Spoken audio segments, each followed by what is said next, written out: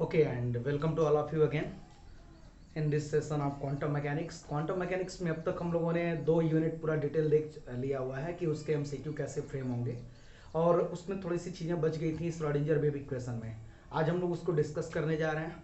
मैं फिर एक बार क्लियर कर रहा हूँ कि यहाँ पे जो एमसीक्यू बनेंगे वो केवल इसलिए यहाँ पे दिए जा रहे हैं ताकि आपको आइडिया लगे और आप नोट से खुद एमसीक्यू बनाएं, क्योंकि हजारों एमसीक्यू वहाँ फ्रेम हो सकते हैं।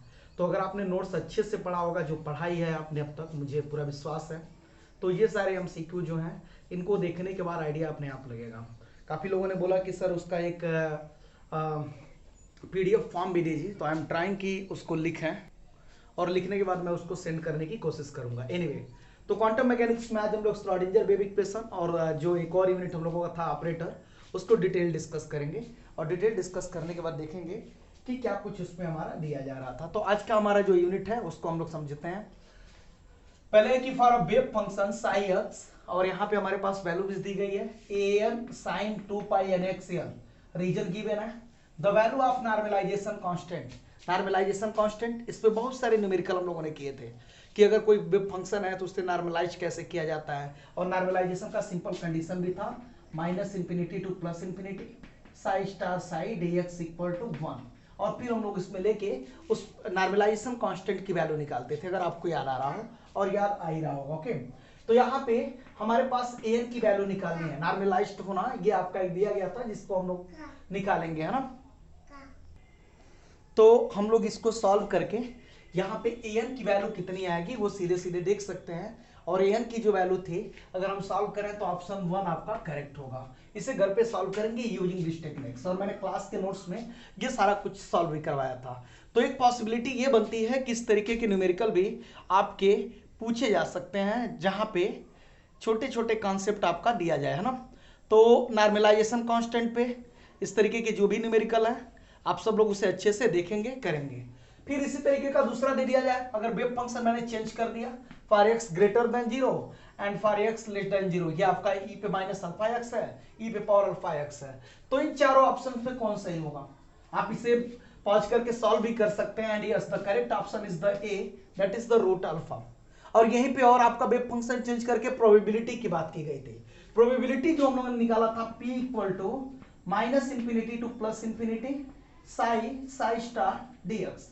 अगर इसे सॉल्व करें तो प्रोबेबिलिटी यानी probability to finding any particle within the volume element d tau within the -minus infinity to +plus infinity, ये यहाँ पे दे दिया गया है और इसको हम लोग सॉल्व कर सकते हैं। तो एक चीज यहाँ पे, the probability of particle in the region x equal to greater than 0 and less than l for wave function psi equal to, wave function हमारा गिवन है √2/l sin πx upon l। Option a है 1/2, option B है 1/4, option C है 1/3 and option D है 1/6। Probability के लिए formula बताया गया था, फार्मूले पे आप रखेंगे, इसका कॉम्प्लेक्स कॉन्जुगेट लेंगे और फिर सॉल्व करेंगे। और चूंकि ये ऑलरेडी नॉर्मलाइज्ड है तो नॉर्मलाइज्ड आपको करने की आवश्यकता नहीं है, वैल्यू पुट करेंगे और सीधे सीधे आपको आंसर मिलेगा। And yes, option is the ए 1/2, और ये भी मैंने सॉल्व कराया था। तो इस तरीके से मिलते जुलते, क्योंकि एक एमसीक्यू जहां तक मुझे लग रहा है और मेरा व्यक्तिगत ये विश्वास भी है कि एक एमसीक्यू इस तरीके से भी फ्रेम होंगे जहां पे आपको न्यूमेरिकल के टाइप्स में दिए जाएंगे, like normalisation constant, like expectation value, like probability. तो और वो वही न्यूमेरिकल होंगे जो आपके प्रीवियस ईयर में पूछे गए हैं, ताकि वैल्यूज आप सीधे सीधे उनका पता जानते हो, सॉल्व किए हो और सीधे आप ऑप्शन लगा दें। तो एक समहौरा इसकी बनती है। आगे एक और वेव फंक्शन के लिए मैंने कराया था psi x equal to n exponential power minus x square divided by 2 square for x -minus infinity to +plus infinity, the value of normalisation constant n is. अब यहाँ 4 ऑप्शन है, और एक अच्छी बात यह है कि मैं इन चारों ऑप्शंस में आपको कुछ बताने वाला नहीं हूं, आप घर पे खुद सॉल्व करके देखेंगे कि नॉर्मलाइजेशन कांस्टेंट की वैल्यू कितनी आएगी। कौन सा होगा कमेंट में आप जरूर बताएंगे कि ऑप्शन ए है, बी है, सी है या फिर डी है।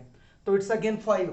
अगेन लास्ट में expectation value of momentum, momentum की बात की गई थी, याद करिए मोमेंटम के तीनों component px py pz and p square for the wave function given है psi x equal to √2/l sin πx/l, x greater than 0 and less than l are given by और यहाँ पे 0 भी दिया गया है, ये पूरा का पूरा वेव फंक्शन है।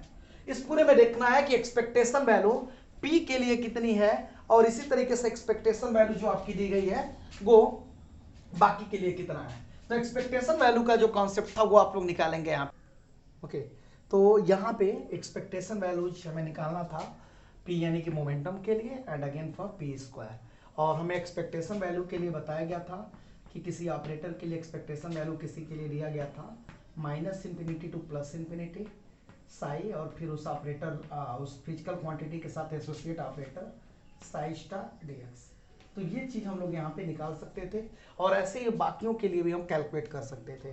तो एक्सपेक्टेशन वैल्यू आपका जो दिया गया है साई स्टार के फॉर्म में, यहाँ पे साई स्टार पहले था, साई दे दिया गया था, उस बेसिस पे हमें मोमेंटम के लिए और इसके लिए निकालना है, जबकि वेव फंक्शन हमें ऑलरेडी पता है। तो ऐसा भी न्यूमेरिकल मैंने कराया था। अगेन यहाँ पे 4 ऑप्शन है, एक आपका expectation value for P and एक एक्सपेक्टेशन वैल्यू पी स्क्वायर के लिए, यानी पी एक्स और ये पी एक्स स्क्वायर है। कौन सा सही होगा दोनों के लिए? यहाँ पे सी और डी नहीं दिया गया है, ए और बी में ही कोई 2 करेक्ट होगा, तो आप लोग इसको आइडेंटिफाई करके अगेन आप आंसर बता सकते हैं। अब इसके बाद जो हमारा बनेगा वो ऑपरेटर पे बेसिस एमसीक्यूज बनेंगे, क्योंकि ऑपरेटर मुझे लग रहा है कि वहां से छोटे छोटे एमसीक्यू हैं, तो एक आध दो तो जरूर उठाना चाहिए पूरे क्वांटम मैकेनिक्स में। ऑपरेटर से एक आध या 2 एमसीक्यू तो बनने ही बनने चाहिए। तो देखते हैं कि आप कुछ उसमें बने। आगे हमारे पास क्या है? The energy operator in quantum mechanics.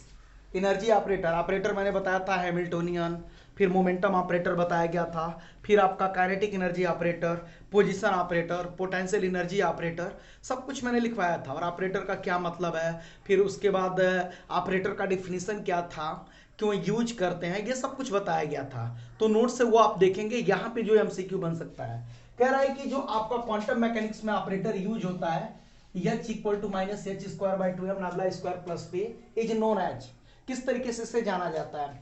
Option a है लैग्रेंजियन, ऑप्शन बी है लाप्लासियन, ऑप्शन सी है हैमिल्टोनियन एंड ऑप्शन डी है नन। तो सबको पता है कि जो आपका एनर्जी ऑपरेटर यूज होता है क्वांटम मैकेनिक्स में, है ना, गुस्से हम लोगों ने कहा हैमिल्टोनियन ऑपरेटर। और लैग्रेंजियन और हैमिल्टोनियन में डिफरेंस आपको पता होगा, t प्लस बी लिखते थे और लैग्रेंजियन में मैथमेटिकल फिजिक्स में t माइनस बी लिखते हैं। तो यहाँ पे जो ऑपरेटर यूज होता है वो हैमिल्टोनियन होता है, और क्या है ये भी मैंने बताया था जब मैं एक्सप्रेशन लिख रहा था श्रोडिंगर का, h psi equal to E psi. Okay, आगे दिया गया है a physical requirement for wave function is, थोड़ा सा घुमा के दिया गया है, पूछ सकता है कि किसी वेव फंक्शन के लिए क्या फिजिकल रिक्वायरमेंट होनी चाहिए, what is the physical requirement. तो ऑप्शन ए यहां दिया गया है, it should be reliable, it should be normalized, it should be discontinuous and D option all। तो जो फिजिकल रिक्वायरमेंट आपका है, फिजिकल रिक्वायरमेंट वो है कि वो वेव फंक्शन नॉर्मलाइज्ड होना चाहिए। अगर नॉर्मलाइज्ड नहीं है तो फिर हम लोगों के लिए कोई मतलब नहीं है, तो पहले उसे नॉर्मलाइज करना पड़ता है, और वो नॉर्मलाइजेशन का concept integration -∞ to +∞, whole space की मैं बात कर रहा हूं। और उसके बाद मैंने क्या बताया था, उसको इंटीग्रेटिंग और यूनिटी के इक्वल कर देते हैं, psi star psi D tau equal to 1। Okay, फिर कह रहा है theorem which partially shows the connection between quantum mechanics and classical mechanics. वो थ्योरम जो क्लासिकल मैकेनिक्स और क्वांटम मैकेनिक्स के बीच में कनेक्शन की बात करता हूं। And yes, only one theorem in your syllabus, that is called Ehrenfest theorem. तो अर्नफेस्ट थ्योरम का जो ऑप्शन है वो करेक्ट होगा, जबकि Gauss theorem, Norton theorem and all वाला आपका क्या हो जाएगा, गलत हो जाएगा। और अर्नफेस्ट थ्योरम का यही स्टेटमेंट था कि अगर हम बात करें क्वांटम मैकेनिक्स के, तो ये देखा गया कि जो एक्सपेक्टेशन वैल्यू है, किसका एक्सपेक्टेशन वैल्यू हम लोग लें, चाहे पोजीशन का। तो अर्नफेस्ट थ्योरम में हम लोगों ने देखा था कि कैसे एक कनेक्शन बनता है क्वांटम मैकेनिक्स में और क्लासिकल मैकेनिक्स में। क्लासिकल मैकेनिक्स का जो इक्वेशन था आपका dp/dt, और जिसको हम लोग लिख रहे थे वहां पे मोमेंटम वाले में, और यहाँ पे कैसे उसका यूज करेंगे ये भी हम लोगों को पता है, कैसे मोमेंटम के टर्म में था और कैसे क्या आपका दिया गया था, यहाँ पे t था, d और x बाई करके दिया गया था, px/m p²/2m के फॉर्म में इसको लिखा जा सकता था। तो हम लोगों ने देखा था, और फ्रेंड्स ने ये बताया कि अगर एक्सपेक्टेशन वैल्यू हम मोमेंटम की लें या फिर पोजीशन की लें, तो वो फिर आपका क्लासिकल वाले में कन्वर्ट हो जा रहा है। तो दैट्स वाई ये वाला आपसे कोई आपका बना हुआ है कि कौन सा थ्योरम इन दोनों के बीच में कनेक्शन करता है। और इस पे बन सकता है एक्सपेक्टेशन वैल्यू मोमेंटम का और पोजीशन का क्या है, या ये सकता है कि अनफर्स्ट थ्योरम का मेन कंक्लूजन क्या है, तो दोनों आपका दे दिया जाएगा। 4 ऑप्शन अलग अलग दे दिया जाएगा, उसमें 2 दे दिया जाएगा जो मैंने अभी जस्ट लिखा, d p by d t expectation value of momentum equal to expectation value of force, ऐसे करके। तो आपको बताना होगा कि कौन सा करेक्ट होगा। ओके, आगे हम लोग देखते हैं। An operator is said to be a linear, शुरुआत ही मैंने करवाया था लीनियरिटी से, ऑपरेटर की लीनियर प्रॉपर्टी है ना। An operator is said to be linear, कोई ऑपरेटर लीनियर कब कहा जाएगा, इफ ऑपरेटर ए, यानी कि कोई एक ऑपरेटर ए है वो लीनियर कब कहा जाएगा, जब पहला दिया गया है कि operator a operated on any wave function equal to 5x, operator दो अलग अलग वेव फंक्शन पे ऑपरेट हो और फिर लिनियरिटी शो करे, लीनियर कॉम्बिनेशन के तौर पे हो। या फिर तीसरा ये कि कोई ऑपरेटर किसी वेव फंक्शन पे और यहाँ पे कोई एक नंबर है, कोई भी स्केलर नंबर हो सकता है, और फिर आपका आ जाए ये ऑपरेटर साई एक्स, और डी आपका कह रहा है आल। तो हम लोगों ने वहां देखा था कि अगर लिनियरिटी की प्रॉपर्टी देखी जाए कि अगर किसी ऑपरेटर को लीनियर कहना है तो ये तीनों के तीनों कोई ऑपरेटर लीनियर कहा जाएगा अगर ये तीनों की कंडीशन को होल्ड कर रहा हो। तो ऑप्शन डी हमारा क्या था, करेक्ट था। अब घुमा के यहां से एमसीक्यू बन सकता है, आप देख भी सकते हैं उसे। फिर कह रहा है कि operator a and b are two linear operator if, तो अगर लीनियर ऑपरेटर है तो ये प्रॉपर्टी भी होल्ड करनी चाहिए थी, operator a plus b psi x operated on psi x and b operated on psi x. यहाँ पे भी ऑपरेटर ए और बी है जो साई एक्स पे ऑपरेट हो रहा है, तो इंडिविजुअली भी इसको लिख सकते हैं। तो ये हमारा दोनों ऑप्शन सही होगा, यानी ऑप्शन डी करेक्ट है, बोथ ए एंड बी। फिर कह रहा है a linear operator does not hold, linear operator क्या होल्ड नहीं करता है, commutative law, additive law, both and none. तो हम लोगों ने ये प्रूव किया हुआ है, अगर आप नोट्स देखेंगे कि लीनियर ऑपरेटर कॉम्यूटेटिव लॉ को होल्ड नहीं करता है। अगर कोई ऑपरेटर लीनियर है तो A B equal to B A, यानी ऑपरेटर ए बी अब इक्वल टू बी ए, ये आपका नहीं आता था क्योंकि माइनस साइन वहां आ रहा था, अगर आपको याद आ रहा हो। फिर इसी बेसिस पे कोई आपका ऑपरेटर्स या कोई भी आपका दिया गया हो, चाहे मोमेंटम हो, पोजीशन हो, कम्यूट करेगा कि नहीं, इसके लिए मैंने कम्यूटेटर ब्रैकेट की प्रॉपर्टी पूरी लिखवाई थी। 4-5 प्रॉपर्टीज थी, उसका यूज करके हम लोग आगे का काम कर रहे थे। सिंपल जो हमारे काम का है, दो ऑपरेटर आपके ए और बी कम्यूट करते हुए कहे जाएंगे, कम्यूट होंगे अगर ए बी माइनस बी ए कितना हो, 0 हो, या दूसरे शब्दों में इक्वल टू कितना, बी ए। अगर ऐसा है तो वो क्या कहलाएंगे, कम्यूट करते जाएंगे, कम्यूट करते हुए कहे जाएंगे। या फिर हम लोगों ने ये देखा था कि अगर इसको मैं लिखूं कम्यूटेटर ब्रैकेट के टर्म में, तो अगर कम्यूटेटर ब्रैकेट ए बी की वैल्यू 0 आती है तो ए और बी आपस में कम्यूट करते हुए कहे जाएंगे। तो यहाँ पे वही चीज पूछा गया है। अब यहाँ से आपके 10 एमसीक्यू बन सकते हैं, मैं आगे भी डिस्कस करने वाला हूँ। Which of the following do not commute to each other, यहाँ पे देखें पोजीशन है, लीनियर मोमेंटम, लीनियर मोमेंटम या मोमेंटम, इसके तीनों कंपोनेंट थे पी एक्स, पी वाई और एक हमारा क्या था, पी जेड। और इसका जो ऑपरेटर वैल्यूज था, मोमेंटम ऑपरेटर की जो वैल्यू हम लोग लिखे थे, एच कट अपॉन आई नैबला करके लिखा गया था। पी अगर आपको याद हो, एच कट आई नैबला, और इसमें तीनों का दिया गया था। तो इसकी भी कुछ वैल्यू आ रही थी, आई एच कट, इसकी भी कुछ वैल्यू आ रही थी, इसकी भी कुछ वैल्यू आ रही थी। अगर इनकी वैल्यू कुछ डिफरेंट वैल्यू आ रही है तो मतलब ये कम्यूट आपके नहीं कर रहे हैं। तो इसलिए मैं कहूंगा कि तीनों कम्यूट नहीं करेंगे, तो ऑप्शन डी करेक्ट होगा कि a b and c do not commute to each other, value 0 नहीं आ रही है। अगर 0 आ जाता है यानी A B equal to B A हो जाता ऑपरेटर के फॉर्म में, तब कहते हैं कि वो दोनों क्या कर रहे हैं, ए और बी आपस में क्या कर रहे हैं, कम्यूट कर रहे हैं। तो अब यहां से जो वैल्यू डिफरेंट कैलकुलेट कराई जाती थी, जो आपका एग्जाम में पूछा जाता था, जिस पॉइंट ऑफ व्यू से मैंने लिखवाया था, अब तो वो रह नहीं गया, अब तो एमसीक्यू होगा। तो वहां से एमसीक्यू कैसे बनाएंगे, जैसे पोजीशन का आपका दे दिया गया commutator relations, x p x, x p y, x p z, y p x, y p y, y p z, तो उसकी वैल्यू क्या आएगी। अगर आपको याद हो तो वहां पे मैंने एक टेक्निक बताई थी, हालांकि मुझे उस समय नहीं पता था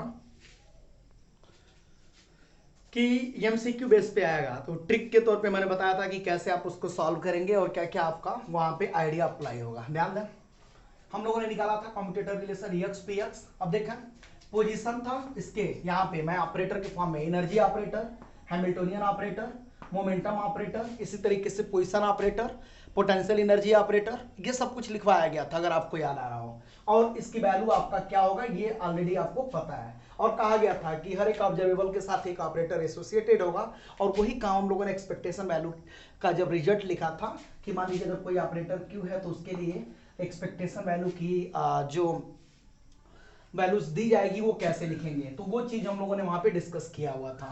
तो ये रिजल्ट मैंने कैलकुलेट कराया था, एक्स पी एक्स पोजीशन का एक्स कंपोनेंट, मोमेंटम के एक्स कंपोनेंट से आपका यहाँ पे commutator relation y p y z p z, और अगर आपको याद हो तो ये आता था एच कट करके, हाँ? फिर इसी तरीके से यानी कि ये कम्यूट नहीं करते हैं। अब यहाँ से एमसीक्यू बन सकता है कि इसमें से कौन से कम्यूट नहीं कर सकते हैं, तो आप कहेंगे कि नहीं ये तीनों कम्यूट नहीं कर रहे हैं, कि वैल्यू जीरो होना चाहिए था लेकिन ये डिफिनिट वैल्यू आ रही है या आई एच कट। लेकिन अगर हम देख रहे थे कि सेम आपके ना हो के अलग अलग कोऑर्डिनेट हो, जैसे पोजीशन का दे दिया गया हो एक्स कंपोनेंट, सॉरी मोमेंटम का, और मोमेंटम का वाई कंपोनेंट, मोमेंटम का वाई कंपोनेंट, मोमेंटम का जेड कंपोनेंट, इसकी जो वैल्यू आ रही थी जीरो आ रही थी, मतलब ये कम्यूट करते हैं। इसका मतलब ये क्या करते हैं, कम्यूट करते हैं, क्योंकि कम्यूटेटर ब्रैकेट में हम लोगों ने देखा था कि अगर हम लिखें तो लिखेंगे ए बी माइनस बी ए।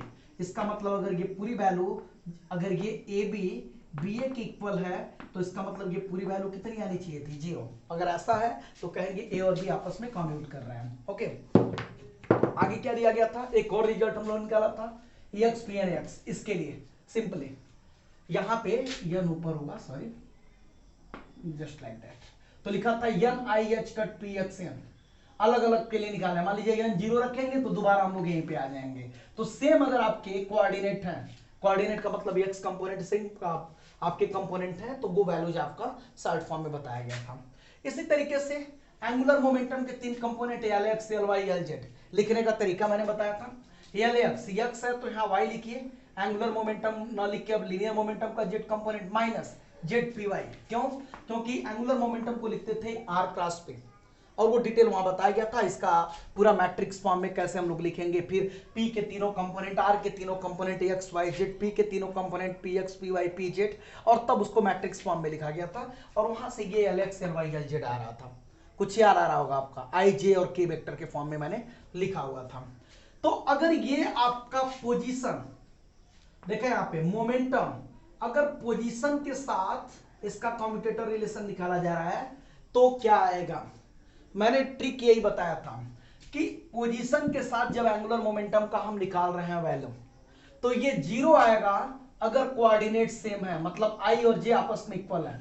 मतलब एंगुलर मोमेंटम का एक्स कंपोनेंट, पोजीशन का एक्स कंपोनेंट, एंगुलर मोमेंटम का वाई कंपोनेंट, पोजीशन का वाई कंपोनेंट, एंगुलर मोमेंटम का जेड कंपोनेंट, पोजीशन का जेड कंपोनेंट। अगर ऐसा है तो ये वैल्यू जीरो आएगी। एग्जांपल के तौर पे मैंने बताया एल एक्स एक्स से, एल वाई वाई से, एल जेड जेड से, तो ये जीरो आएगा। इसका मतलब ये कम्यूट करते हैं।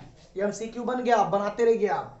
लेकिन अगर आपका सेम नहीं है, मतलब आई नॉट इक्वल टू जे है, तो मैंने ट्रिक बताया था कि plus minus i h cut होगा, और उसके बाद जो पोजीशन होगा वो यहां लिख देंगे साइक्लिक ऑर्डर में। प्लस माइनस क्या था, मैंने कहा था कि एक्स वाई जेड, अगर ये क्लॉकवाइज है तो प्लस लेंगे आई एच कट, और एंटी क्लॉकवाइज होगा तो माइनस साइन के साथ लेंगे। एग्जाम्पल के तौर पे जैसे मान लीजिए आपसे एल एक्स वाई के लिए कह दिया जाए, एंगुलर मोमेंटम का एक्स कंपोनेंट, और यहां पे क्या है,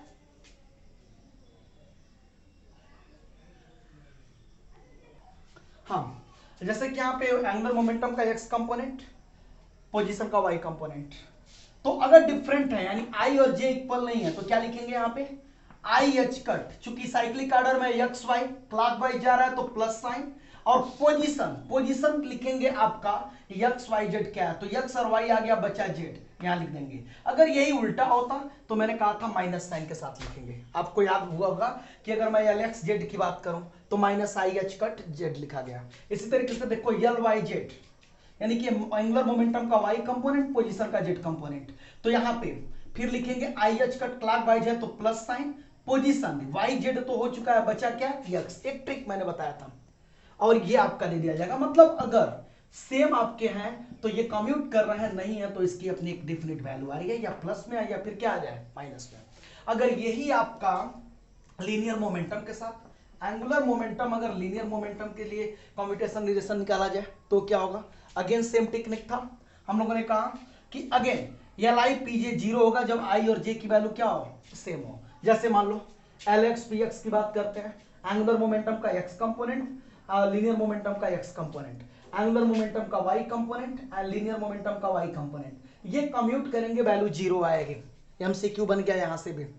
आप समझ पा रहे होंगे कि एमसीक्यू कैसे बनेगा, अभी मैं आगे भी क्लियर करता हूं। तो ये कब होगा, जब आई और जे आपका सेम हो, मतलब जब एंगुलर मोमेंटम और लीनियर मोमेंटम का सेम कंपोनेंट आपके कम्यूटेटर रिलेशन निकाला जाए, तो इसका मतलब ये कम्यूट करते हैं। इसी तरीके से जब एंगुलर मोमेंटम और पोजीशन आपके सेम कंपोनेंट हो तो ये भी कम्यूट करेंगे, और नहीं है तो कम्यूट नहीं करेंगे। बात समझ में आ रहा है? और नहीं करेंगे तो उनकी वैल्यू कितनी है वो निकाल दिया गया। सेम तरीके से अगर मान लीजिए यल आपका P से आपका दिया जा रहा है, तो यहाँ पे प्लस IH कट मोमेंटम लिखेंगे।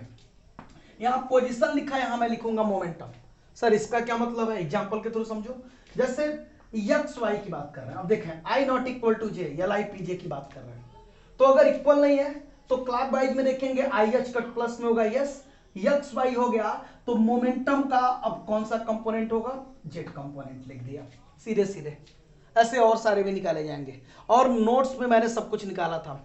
अब बात आती है कि अगर एंगुलर मोमेंटम का एंगुलर मोमेंटम के साथ ही निकाला जाए तो क्या होगा, उसको भी हम लोग एक बार डिस्कस करते हैं।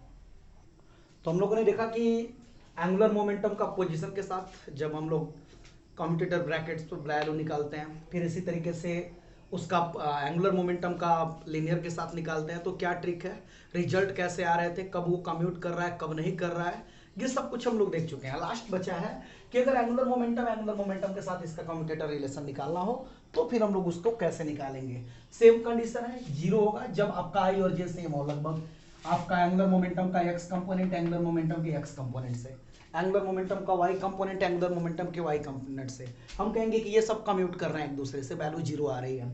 और अगर नहीं है तो कम्यूट नहीं करेंगे, और वैल्यू लिखने का आसान तरीका था plus minus i h cut position of angular momentum, जैसे एल एक्स एल वाई है, x component of angular momentum y component of angular momentum, x y different है यानी आई और जे इक्वल नहीं है, तो plus i h cut cyclic order में लिख लेंगे, और यहाँ पे जो लिखेंगे एक्स और वाई का कंपोनेंट लिख दिया गया है एंगुलर मोमेंटम का, अब केवल जेड कंपोनेंट बाकी है तो वो लिख देंगे, और यही आपका साइक्लिक ऑर्डर चेंज होता तो यहाँ माइनस साइन आ जाता, क्योंकि वाई एक्स हो जा रहा है और यहाँ एक्स वाई है। लिखने के लिए मैंने डिटेल बताया था, उस पर आपको क्लास में मैंने PhD भी करवाई थी।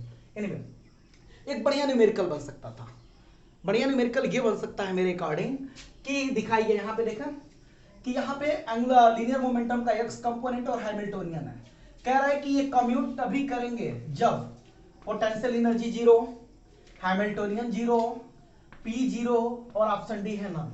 आपको अगर याद हो तो मैंने न्यूमेरिकल करवाया था, मैंने न्यूमेरिकल करवा के ये लिखवाया था कि अगर हम पी एक्स और हैमिल्टोनियन के लिए निकालें वैल्यू, तो ये वैल्यू आ रही थी h cut upon i del by del x, और यहाँ पे था v आपका पोटेंशियल एनर्जी के टर्म में था, that is the function of x, तो vx लिखा गया था।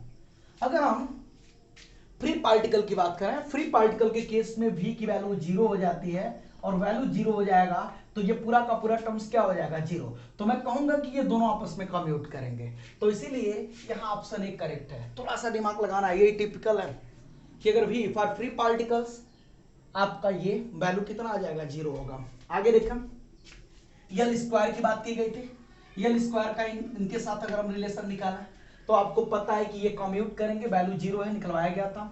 और लैडर ऑपरेटर में आपके दो ऑपरेटर थे, रेजिंग ऑपरेटर और लोअरिंग ऑपरेटर। रेजिंग ऑपरेटर का आपका दिया गया था L plus L X plus I L Y, lowering operator, इनके बीच में रिलेशन निकाला गया था। तो ये डायरेक्ट रिजल्ट ही एमसीक्यू के फॉर्म में पूछ सकता है, तो रिजल्ट आपके दिमाग में होना चाहिए कि क्या है, तब आप जाके एमसीक्यू का डायरेक्ट रिप्लाई दे सकते हैं। आगे आपका दिया गया था हर्मिशियन ऑपरेटर। कोई ऑपरेटर हर्मिशियन कब कहलाएगा, दो डिफिनेशन मैंने लिखवाया था, तो वो बुक से आप देखेंगे। मैंने कहा था कि कोई ऑपरेटर आपका हर्मिशियन तब कहलाएगा जब उसका एक्सपेक्टेशन वैल्यू, उस ऑपरेटर का एक्सपेक्टेशन वैल्यू हमेशा क्या आ जाए, रियल आ जाए। यानी कि कोई ऑपरेटर क्यों हर्मिशियन कहलाएगा, जब इसका एक्सपेक्टेशन वैल्यू रियल हो जाए, और एक्सपेक्टेशन वैल्यू क्या है पहले हम लोग देख चुके हैं। फिर इसी तरीके से कोई ऑपरेटर क्यों हर्मिशियन कहलाएगा, मैंने मैट्रिक्स फॉर्म बताया था, ड्रैगर मेथड बताया था। ड्रैगर मेथड से हम लोगों ने क्या किया था, मैट्रिक्स के फॉर्म में मैंने कहा कोई मैट्रिक्स है उसका कॉन्जुगेट लीजिए और फिर इसका ट्रांसपोज कर दीजिए। तो अगर ऐसा हो रहा है तो वो ड्रैगर आपका क्रिएट हो रहा था वहां से। मैंने कहा कि अगर किसी ऑपरेटर के लिए ड्रैगर वैल्यू सेम आपका वही ऑपरेटर आ जाता है तो हर्मिशियन ऑपरेटर कहलाएगा, और अगर ड्रैगर वैल्यू माइनस साइन के साथ आता है तो वो एंटी हर्मिशियन कहलाएगा। इस पे बहुत सारे न्यूमेरिकल थे, अब वो न्यूमेरिकल ये आपके एमसीक्यू के फॉर्म में बन सकते हैं। मसलन आपका ये पूछा जा सकता है कि दिखाइए कि मोमेंटम का एक्स कंपोनेंट आपका क्या है, हर्मिशियन ऑपरेटर है, मोमेंटम का वाई कंपोनेंट आपका क्या है, हर्मिशियन ऑपरेटर है। तो ये सब कुछ आप दिखा सकते हैं। मोमेंटम का एक्स कंपोनेंट हर्मिशियन है, इजी है आपका बताना। px यानी px का मतलब यहाँ पे क्या है, i h cut del by कितना, डेल एक्स। अब इसको हर्मिशियन दिखाना है तो इसकी ड्रैगर वैल्यू निकालिए, और ड्रैगर में 5-7 ला भी मैंने बताया था। किसी ऑपरेटर का ड्रैगर वही ऑपरेटर हो जाता है। दो आपके अगर ऑपरेटर हो ए और बी, उनका ड्रैगर लिया जाए तो बी ड्रैगर ए ड्रैगर, 7-8 रूल लिखवाया गया था, वो सब काम आएगा अगर यहाँ पे, क्योंकि वो रिटन एग्जाम में होता तो शायद मुश्किल था, थोड़ा एडवांस मेथड था, लेकिन आपको एमसीक्यू पे टिक करना है तो that's is the very easy way for you, वो आप वहां से कर लेंगे, और जितने एमसीक्यू बन सकते हैं वो आप देख सकते हैं। अब प्रॉपर्टीज ऑफ हर्मिशियन ऑपरेटर, इसके एमसीक्यू बन सकते हैं। हम लोगों ने देखा था कि हर्मिशियन ऑपरेटर में जैसे पूछ दिया गया कि the sum of two Hermitian operator is always, Hermitian operator, non Hermitian operator या anti Hermitian operator can not be say all.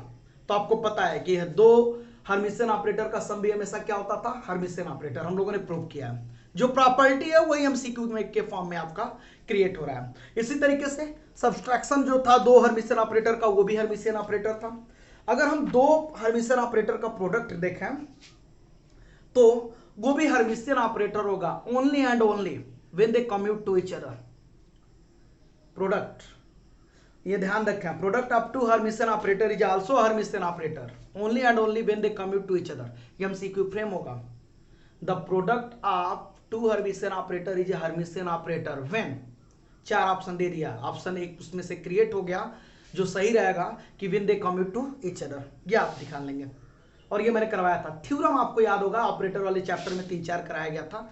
उस थ्योरम का जो रिजल्ट है या स्टेटमेंट है वो एमसीक्यू के फॉर्म में आ सकता है। थोड़ा सा दिमाग लगाएंगे आपको पता चल जाएगा कि क्या क्या एमसीक्यू बनेगा। जैसे ये दे दिया गया कि the eigen value of Hermitian operator is real, imaginary, zero and d none of this.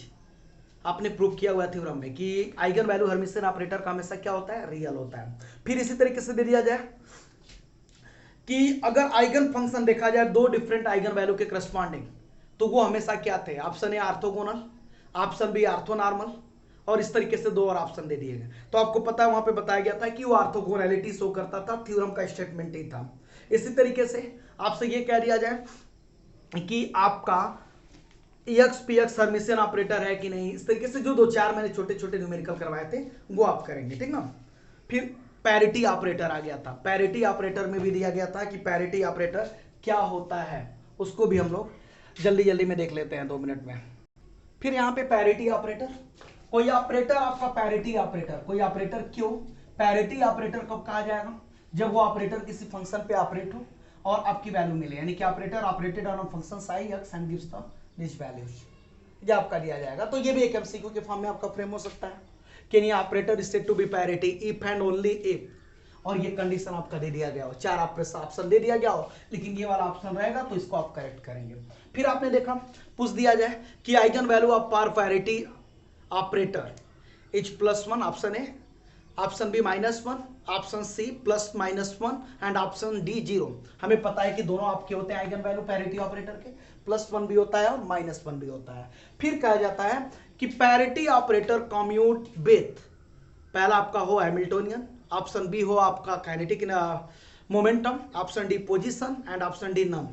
तो आप देखेंगे कि वहां पे रिजल्ट लिखवाया गया था कि पैरिटी ऑपरेटर, ये पैरिटी ऑपरेटर है क्यों, हमेशा हैमिल्टोनियन के साथ क्या करता है, कम्यूट करता है, और उसकी वैल्यू जो दी वो 0 आ रही थी। इसी तरीके से साइमल्टेनियस वेव फंक्शन।